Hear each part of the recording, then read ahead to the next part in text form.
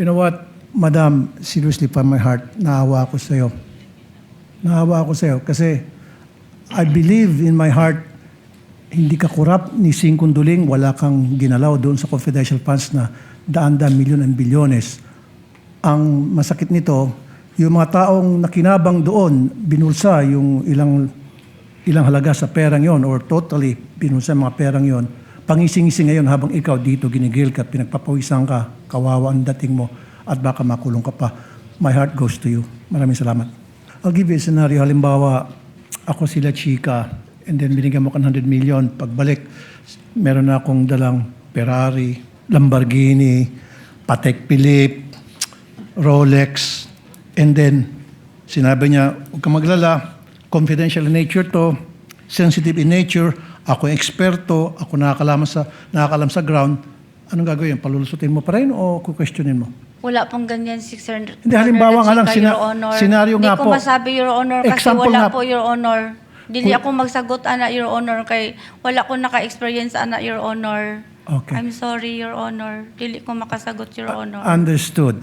So the reason why I asked that, kasi paulit-ulit na lang yung sagot mo.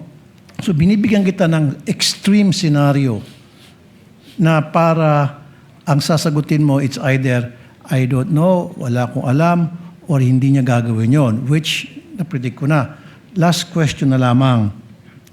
Follow-up kasi natanong tungkol sa Davao.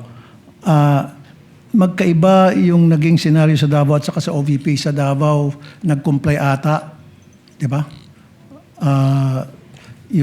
Nung SDO ka doon, whereas sa Manila OVP hindi.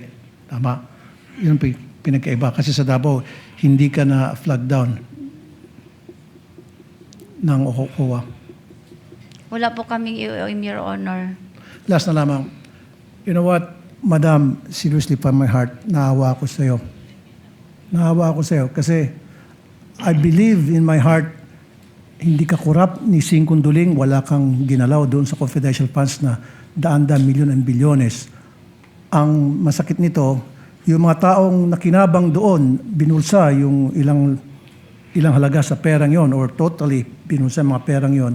Pangising-ising ngayon habang ikaw dito ginigil ka, pinagpapawisan ka, kawawa ang dating mo at baka makulong ka pa. My heart goes to you. Maraming salamat.